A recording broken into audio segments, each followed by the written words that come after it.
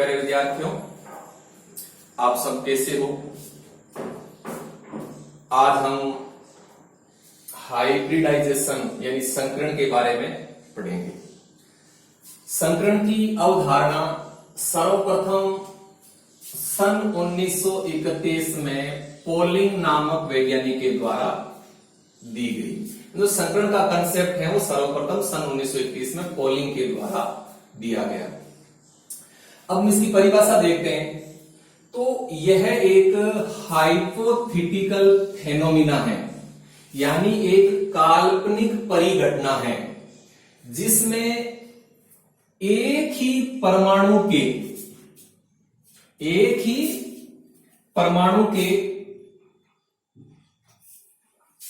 समान एनर्जी वाले या लगभग समान एनर्जी वाले तथा भिन्न भिन्न ज्यामिति वाले एटॉमिक ऑर्बिटल्स यानी परमाणु कक्षक आपस में मिश्रित होकर अपनी एनर्जी का पुनर्वितरण करके समान ऊर्जा एवं समान ज्यामिति वाले परमाणु कक्षकों की संख्या के बराबर नए कक्षक बनाते हैं। इन नए कक्षकों को हम हाइब्रिड ऑर्बिटल्स यानी संकृत कक्षक कहते हैं तथा इस फेनोमिना यानी इस परिघटना को ही हम संकरण कहते हैं। तो यह हो गया संकरण की परिभाषा, यानी यह एक हाइपोथेटिकल फेनोमिना है जिसमें एक ही परमाणु के समान एनर्जी वाले या लगभग समान एनर्जी वाले तथा भिन्न भिन्न ज्यामिति वाले एटॉमिक ऑर्बिटल्स आपस में मिश्रित होकर अपनी एनर्जी का पुनर्वितरण करके समान एनर्जी एवं समान ज्योमेट्री वाले एटॉमिक ऑर्बिटल्स की संख्या के बराबर नए ऑर्बिटल्स बनाते हैं। इन नए ऑर्बिटल्स को हम हाइब्रिड ऑर्बिटल्स कहते हैं तथा इस फेनोमिना को ही हम हाइब्रिडाइजेशन कहते हैं। अब हम नेक्स्ट लेते हैं हाइब्रिडाइजेशन के नियम।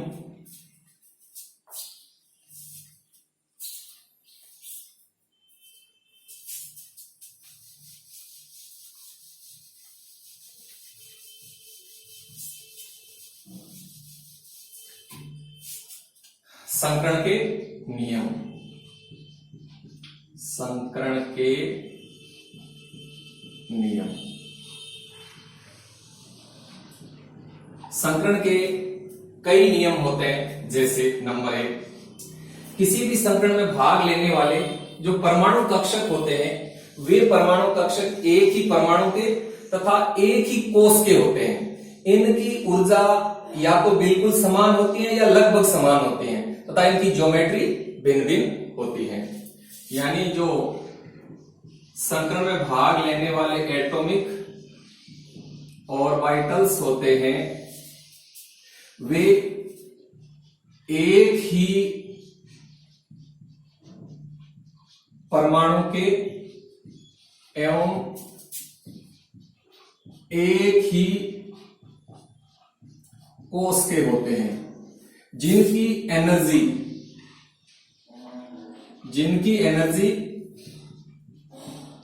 समान या लगभग समान होती है और ज्योमेट्री यानी ज्यामिति भिन्न भिन्न होती है। दूसरा नियम, संकरण के अंदर ऑर्बिटल्स भाग लेते हैं न कि इलेक्ट्रॉन्स, और संकरण में भाग लेने वाले ये जो एटॉमिक ऑर्बिटल्स होते हैं ये पूर्णतया रिक्त हो सकते हैं, ये अर्ध भरे हुए हो सकते हैं या ये पूर्ण भरे हुए हो सकते हैं। तो दूसरा नियम ये हो गया कि जो एटॉमिक ऑर्बिटल्स होते हैं जो कि संकरण में भाग लेते हैं वे एटॉमिक ऑर्बिटल्स वैकेंट हो सकते हैं या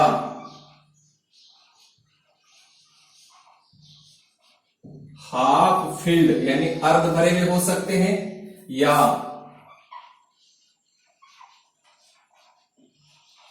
फुलफिल्ड यानी पूर्ण भरे हुए हो सकते हैं। नंबर 3, किसी भी संकरण के अंदर जो संकृत कक्षक बनते हैं वे संकृत कक्षक अधिक दिशात्मक और मजबूत होते हैं। और जब इन संकृत कक्षकों के बीच में ओवरलैपिंग होती है तो ओवरलैपिंग मैक्सिमम होती है, जिसके अंतर्गत कक्षक एक दूसरे के अंदर अधिक गहराई तक समा जाते हैं, जिसके फलस्वरूप जो बंध बनता है वो मजबूत होता है और वो सिग्मा बॉन्ड होता है।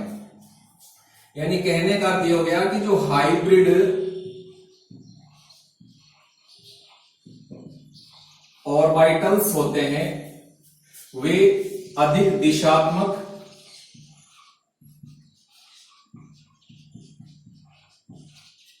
एवं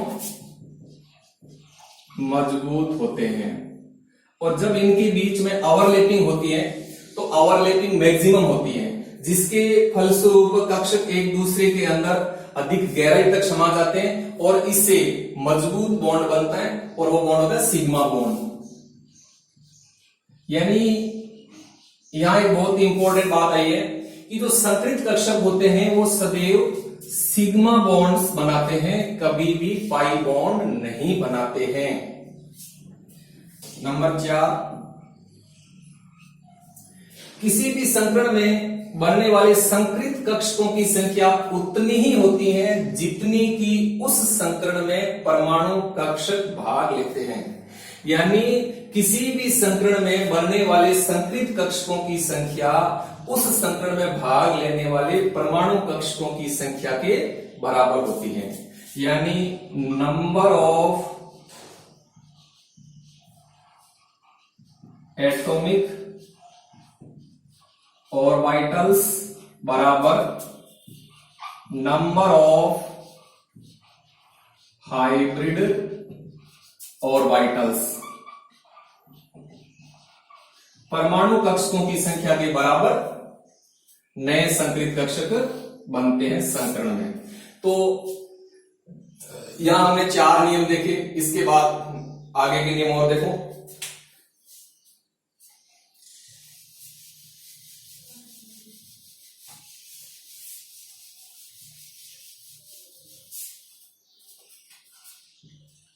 पांच नंबर, जो संकृत कक्षक होते हैं वो समान ज्यामिति वाले एवं समान एनर्जी वाले होते हैं, लेकिन इन संकृत कक्षकों का जो त्रिविमीय विन्यास है वो जनरली भिन्न भिन्न होता है।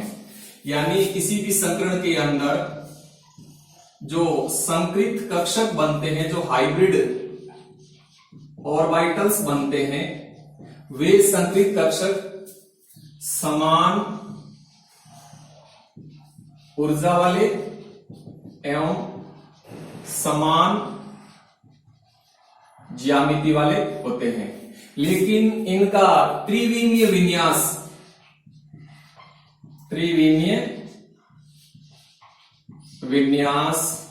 सामान्यतया भिन्न होता है। यानी किसी भी संकरण में बनने वाले सभी संकृत कक्षक समान ऊर्जा व समान ज्यामिति वाले होते हैं, लेकिन इनका त्रिविमीय विन्यास जनरली भिन्न भिन्न होता है। नंबर 6, किसी भी संकरण के अंदर जो संकृत कक्षक बनते हैं उन संकृत कक्षकों का नामकरण संकरण में भाग लेने वाले परमाणु कक्षकों के आधार पर किया जाता है। यानी हाइब्रिड ऑर्बिटल्स का नामकरण है वो उस संकरण में भाग लेने वाले परमाणु कक्षकों के आधार पर किया जाता है। जैसे मान लीजिए एक एस कक्षक व एक पी कक्षक संकरण में भाग ले रहे हैं, तो यहां 2 संकृत कक्षक बने, क्योंकि 2 परमाणु कक्षक है तो परमाणु कक्षकों की संख्या के बराबर संकृत कक्षक बनते हैं। तो 2 संकृत कक्षक बनेंगे, प्रत्येक का नाम होगा sp, क्योंकि एक s और एक p कक्षक संकरण में भाग ले रहे हैं। मान लीजिए एक s कक्षक और 2 p कक्षक भाग ले रहे हैं, तो यहां 3 संकृत कक्षक बनेंगे और प्रत्येक का नाम होगा sp2। इसी प्रकार मान लीजिए एक एस कक्षक और 3 पी कक्षक संकरण में भाग ले रहे हैं, तो 4 संकरित कक्षक बनेंगे, प्रत्येक का नाम होगा sp3। मान लीजिए एक एस कक्षक, 3 पी कक्षक और एक डी कक्षक भाग ले रहे हैं, तो यहां 5 संकरित कक्षक बनेंगे और प्रत्येक का नाम होगा sp3d। इसी प्रकार मान लीजिए एक एस कक्षक, 3 पी कक्षक और 2 डी कक्षक भाग ले रहे हैं, तो यहां 6 संकरित कक्षक बनेंगे, क्योंकि 6 परमाणु कक्षक हैं, तो परमाणु कक्षकों की संख्या के बराबर ही संकरित कक्षक बनते हैं। तो 6 संकरित कक्षक बनेंगे, प्रत्येक का नाम होगा sp3d2। मान लीजिए एक एस कक्षक, 3 पी कक्षक और 3 डी कक्षक संकरण में भाग ले रहे हैं, तो यहां 7 संकरित कक्षक बनेंगे, प्रत्येक का नाम होगा sp3d3। इस प्रकार से हम किसी भी संकरण के अंदर जो संकरित कक्षक बनते हैं उनका नामकरण परमाणु कक्षकों के आधार पर करते हैं। नेक्स्ट नियम देखो,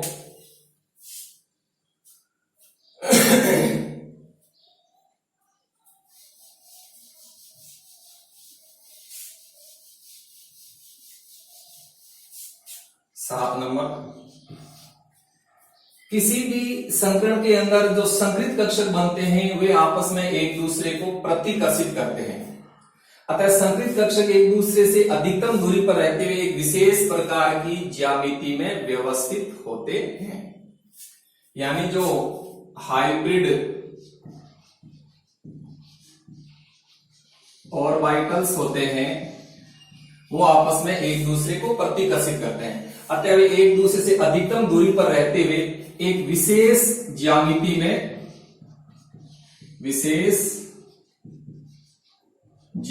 में व्यवस्थित हो जाते हैं। जैसे मान लीजिए एक एस कक्षक और एक पी कक्षक संकरण में भाग ले रहे हैं, तो यहां 2 संकरित कक्षक बनेंगे और प्रत्येक का नाम होगा sp। ये दोनों संकरित कक्षक एक दूसरे को प्रतिकर्षित करते हैं, अतः दोनों संकरित कक्षक एक दूसरे से अधिकतम दूरी पर रहते हुए एक विशेष प्रकार की ज्यामिति में सेट हो जाते हैं, और वो विशेष प्रकार की ज्यामिति होती है लीनियर, इस तरह से। तो ये sp और ये भी sp, और इन दोनों के बीच में जो बॉन्ड एंगल होता है वो होता है 180 डिग्री, क्योंकि इस संकरण में जो दोनों संकरित कक्षक हैं वो रेखीय ज्यामिति में व्यवस्थित होते हैं। अतः इस संकरण को हम रेखीय संकरण भी कहते हैं।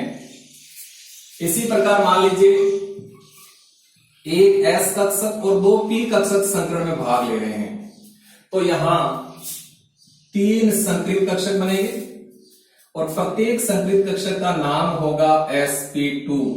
ये तीनों संकरित कक्षक एक दूसरे से अधिकतम दूरी पर रहते हुए एक विशेष प्रकार की ज्योमेट्री में सेट हो जाते हैं, और वो ज्योमेट्री होती है समतल त्रिकोणीय, या जिसको हम समतल त्रिभुजीय भी कहते हैं, ट्राइगोनल प्लेनर।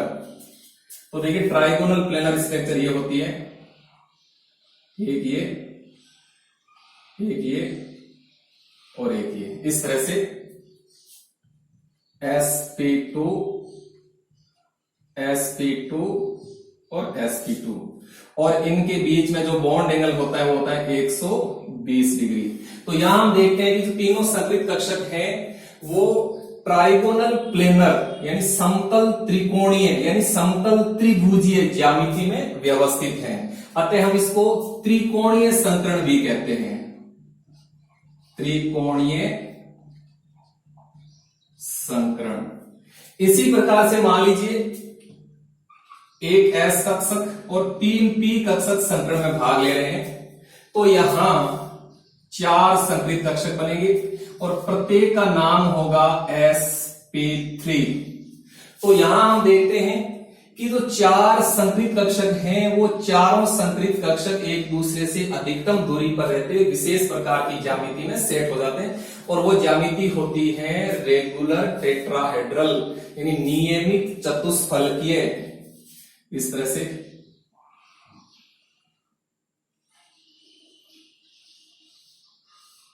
इस तरह की ज्योमेट्री हो जाती है, sp3 sp3 sp3 sp3, और यहां जो बॉन्ड एंगल होता है 109 डिग्री 28 मिनट। क्योंकि इस संकरण के अंदर चारों संक्रिय कक्षक चतुष्फलकीय ज्यामिति में व्यवस्थित होते हैं, अतः हम इसको चतुष्फलकीय संकरण भी कहते हैं, चतुष्फलकीय संकरण भी कहते हैं। तो इस प्रकार से जो संक्रिय कक्षक होते हैं वो एक विशेष प्रकार की ज्यामिति में व्यवस्थित होते हैं। नेक्स्ट रूल देखिए 8 नंबर,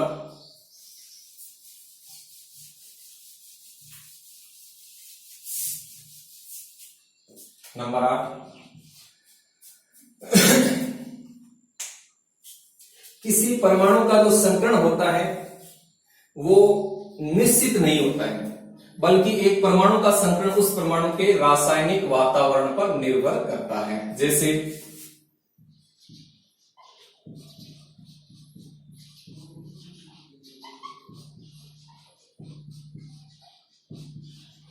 ये अपने पास एक ऑर्गेनिक कंपाउंड है, इसके अंदर 1 2 3 4 5 6 और 7 कार्बन है।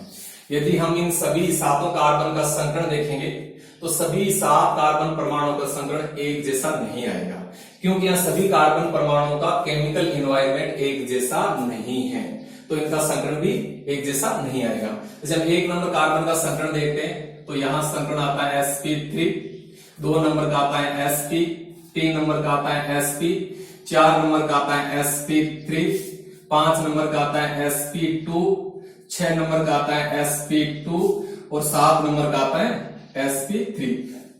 यानी किसी भी परमाणु का जो संकरण है वो निश्चित नहीं होता है, बल्कि एक परमाणु का जो संकरण है वो परमाणु जिस मॉलिक्यूल में होता है उस मॉलिक्यूल में उस परमाणु का जो रासायनिक वातावरण होता है यानी जो केमिकल एनवायरनमेंट होता है उस केमिकल एनवायरनमेंट पर संकरण निर्भर करता है। तो इस तरह से हमने ये 8 संकरण के नियम देखे। अब नेक्स्ट टॉपिक हम लेते हैं संकरण का महत्व।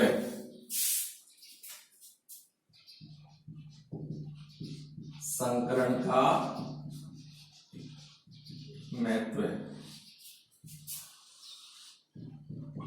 यदि हम संकरण के महत्व की बात करें तो संकरण का सबसे प्रमुख महत्व यह है कि संकरण के कारण सहसंयोजी अणुओं की स्टेबिलिटी इंक्रीज हो जाती है। सहसंयोजी अणुओं की स्टेबिलिटी इंक्रीज हो जाती है संकरण के कारण। अब देखो स्टेबिलिटी कैसे इंक्रीज हो जाती है संकरण के कारण, तो हम जानते हैं कि 2 या 2 से अधिक परमाणु आपस में सहसंयोजी बंध के द्वारा बंध कर सहसंयोजी अणुओं का निर्माण करते हैं। और जब 2 या 2 से अधिक परमाणुओं के बीच में सहसंयोजी बंध बनता है तब परमाणु कक्षकों का अतिव्यापन होता है, यानी जो एटॉमिक ऑर्बिटल्स होते हैं, एटॉमिक ऑर्बिटल्स उनका अतिव्यापन यानी ओवरलैपिंग होता है। ओवरलैपिंग का तो होता है कि दो कक्षकों का एक दूसरे के अंदर समा जाना। तो यदि परमाणु कक्षक एटॉमिक ऑर्बिटल्स ओवरलैपिंग से पहले संकरण के द्वारा संकृत हो जाते हैं तो ऐसी स्थिति में जब संकृत कक्षकों के बीच में ओवरलैपिंग होती है तो ओवरलैपिंग मैक्सिमम होती है, जिसके अंतर्गत कक्षक एक दूसरे के अंदर अधिक गहराई तक समा जाते हैं, जिसके परिणाम स्वरूप बनने वाला बॉन्ड मजबूत होता है और वो सिग्मा बॉन्ड होता है। तो जब बनने वाला बॉन्ड मजबूत होगा तो अणुओं की स्टेबिलिटी इंक्रीज हो जाती है, बढ़ जाती है। यानी कहने का अर्थ ये हो गया कि अगर एटॉमिक ऑर्बिटल्स ओवरलैपिंग से पहले संकरण के द्वारा संकृत हो जाते हैं, तो जो ये संकृत कक्षक होते हैं ये अधिक दिशात्मक मजबूत होते हैं और इनके बीच में जो ओवरलैपिंग होती है वो मैक्सिमम होती है, जिसमें कक्षक एक दूसरे के अंदर अधिक गहराई तक समा जाते हैं। इसके फलस्वरूप जो सह संयोजी बंध बनता है वो मजबूत बनता है, और जो जब सह संयोजी बंध मजबूत होता है तो निश्चित रूप से सह संयोजी अणुओं की स्टेबिलिटी भी इंक्रीज हो जाती है। तो ये हो गया संकरण का महत्व। नेक्स्ट देखो,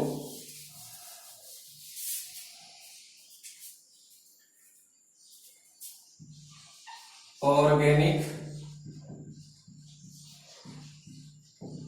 स्पीसीज में उपस्थित कार्बन परमाणुओं का संकरण निकालना।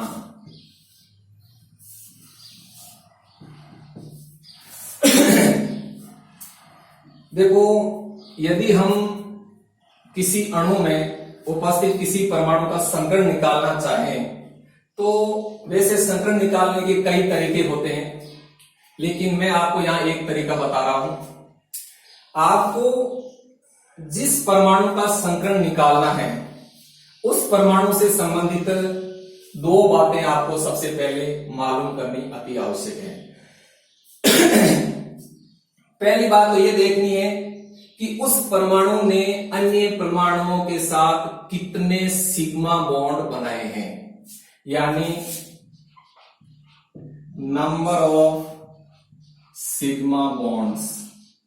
यहां ध्यान रखें, आपको पाई बॉन्ड काउंट नहीं करने हैं, सिर्फ सिग्मा बॉन्ड काउंट करने हैं। यानी जिस परमाणु का आप संकरण निकालना चाहते हो तो उस परमाणु ने अन्य परमाणुओं के साथ कितने सिग्मा बॉन्ड बनाए हैं, प्लस उस परमाणु के पास में कितने लोन पेयर हैं,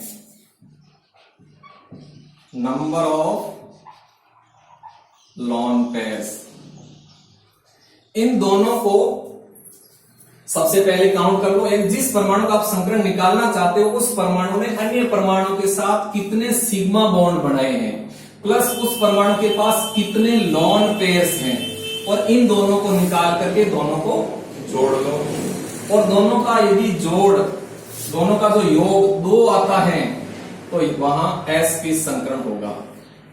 यदि दोनों का योग 3 आता है तो sp2 संकरण होगा, और यदि दोनों का योग 4 आता है तो sp3 संकरण होगा।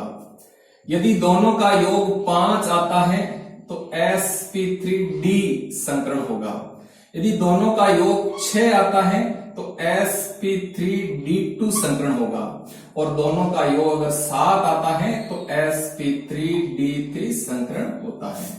यानी आपको जिस परमाणु का संकरण निकालना है उस परमाणु ने अन्य परमाणुओं के साथ कितने सिग्मा बॉन्ड बनाए हैं वो काउंट कर लीजिए, और उस परमाणु के पास में कितने लोन पेयर्स हैं वो भी काउंट कर लीजिए। फिर सिग्मा बॉन्ड्स और लोन पेयर दोनों का योग कर दीजिए, और फिर उनका योग क्या आता है उनके आधार पर हम संकरण का निर्धारण करते हैं। तो हम यहां देखना चाहते हैं कि जो ऑर्गेनिक कंपाउंड होते हैं उन ऑर्गेनिक स्पीसीज के अंदर जो कार्बन परमाणु होते हैं उनका संकरण देखना चाहते हैं। तो जो कार्बनिक स्पीसीज में जो कार्बन परमाणु होते हैं उनमें 3 प्रकार का संकरण पाया जाता है। उनमें एक तो होता है sp, एक होता है sp2 और एक होता है sp3। यानी कार्बनिक यौगिकों में उपस्थित कार्बन परमाणु इन 3 प्रकार की संकलित अवस्थाओं में पाए जाते हैं। sp, sp2 और sp3। अब हम एक एग्जांपल लेते हैं, देखो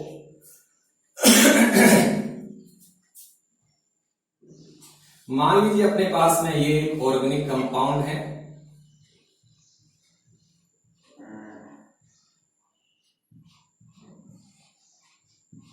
ये हमें इस इस ऑर्गेनिक कंपाउंड के अंदर जो कार्बन परमाणु है उनका संकरण निकालना है। तो ये 1 नंबर, ये 2 नंबर, ये 3 नंबर, ये 4 नंबर, ये 5 नंबर और ये 6 नंबर। अब हम इनका संकरण निकालना चाहें तो हम इन कार्बन परमाणुओं के द्वारा बनाए सिग्मा बॉन्ड काउंट करते हैं, और यदि इनके पास लॉन पेयर है तो लॉन पेयर को भी काउंट करेंगे, देखेंगे। तो देखो जो 1 नंबर कार्बन है, इस 1 नंबर कार्बन में 4 सिग्मा बॉन्ड बनाए हैं। 1 सिग्मा बॉन्ड तो ये है और 3 यानी 3 4 सिग्मा बॉन्ड बनाए हैं। और इसके पास भी लॉन पेयर देखें तो इसके पास लॉन पेयर है ही नहीं, लॉन पेयर 0 है, क्योंकि कार्बन के पास 4 संयोजी इलेक्ट्रॉन होता है, चारों के चारों संयोजी इलेक्ट्रॉन बॉन्ड बनाने में काम आ गए। इसी प्रकार हम 2 नंबर कार्बन को देखें तो इसने 2 सिग्मा बॉन्ड बनाए हैं, 2 सिग्मा बॉन्ड। इस कार्बन के पास में भी कोई लॉन पेयर नहीं है। 3 नंबर कार्बन को देखें, 4 sigma bond, 2 sigma bond. 3 number carbon को देखें तो 3 नंबर कार्बन ने भी 2 सिग्मा बॉन्ड बनाए हैं, देखो 1 और 1 ये 2 सिग्मा बॉन्ड, और इस कार्बन के पास में भी कोई लॉन पेयर नहीं है। 4 नंबर कार्बन को देखें तो इस कार्बन ने देखो कितने सिग्मा बॉन्ड बनाए हैं, 1 2 और 1 हाइड्रोजन 3, यानी इस कार्बन ने 3 सिग्मा बॉन्ड बनाए हैं और इसके पास में कोई लॉन पेयर नहीं है। 5 नंबर कार्बन को देखें तो इसने देखो कितने सिग्मा बॉन्ड बनाए, 1 2 और 1 3 सिग्मा बॉन्ड, इसके पास कोई लॉन पेयर नहीं है। और 6 नंबर कार्बन को देखें तो 1 3 1 4 सिग्मा बॉन्ड, इसके पास कोई लॉन पेयर नहीं है। अब हम देखते हैं कि जो 1 नंबर कार्बन है वो sp3 संकरित अवस्था में है, 2 number carbon sp, 3 number carbon sp, 4 number carbon sp2, 5 number carbon sp2 और 6 नंबर कार्बन sp3। तो इस तरह से हम ऑर्गेनिक कंपाउंड में उपस्थित कार्बन परमाणुओं का संकरण आसानी से निकाल सकते हैं। नंबर 2 एक एग्जांपल और लेते हैं। देखो हम मान लीजिए अपने पास कार्बोकेटाइन है, कार्बोकेटाइंस। तो कार्बोकेटाइंस में क्या होता है, देखो कार्बन परमाणु त्रिसंयोजी एवं धन आवेशित होता है। हम इस कार्बन का संकरण देखना चाहें तो हम देखते हैं 3 सिग्मा बॉन्ड है, देखो 1 2 और 3 यानी 3 सिग्मा बॉन्ड है, प्लस लॉन पेयर देखें तो इस कार्बन के पास कोई लॉन पेयर नहीं है, यानी 0 लॉन पेयर है, यानी लॉन पेयर नहीं है इस कार्बन के पास में। इन दोनों का यदि हम योग कर दें तो योग आता है 3। तो यहां इस कार्बन का जो संकरण है वो आएगा sp2 संकरण। इसी प्रकार हम एक एग्जांपल और लेते हैं, देखो कार्बेनाइन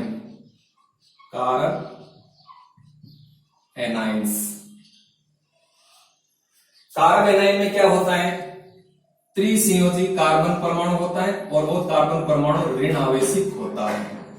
अब हम इसका संकरण निकालना चाहें तो हम देखते हैं कि यहां 1 2 और 3 यहां 3 सिग्मा बॉन्ड है, 3 सिग्मा बॉन्ड है।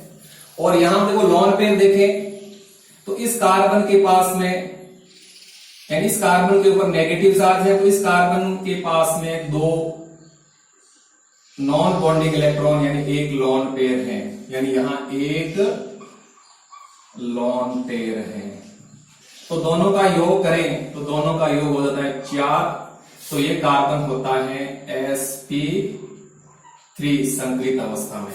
इसी प्रकार से जो अन्य कुछ ऑर्गेनिक स्पीशीज है, फ्री रेडिकल्स हैं, कार्बिन हैं, उनके अंदर जो कार्बन परमाणु होते हैं उनका भी हम संकरण इस तरीके से निकाल सकते हैं। यानी जब आपको संकरण निकालना है तो आप सबसे पहले देख लीजिए कि उस परमाणु ने कितने सिग्मा बॉन्ड बनाए हैं, प्लस उसके पास कितने लॉन पेयर हैं। इन दोनों का योग करके हम संकरण निकाल लेते हैं। तो आज हमने यहां संकरण क्या होता है, संकरण के कौन कौन से नियम होते हैं, संकरण का क्या महत्व है और ऑर्गेनिक स्पीशीज में उपस्थित कार्बन परमाणुओं का संकरण कैसे निकालते हैं, इनके बारे में पढ़ा। आपने बराबर नोट किया होगा, आपको समझ में आया होगा। धन्यवाद, थैंक यू।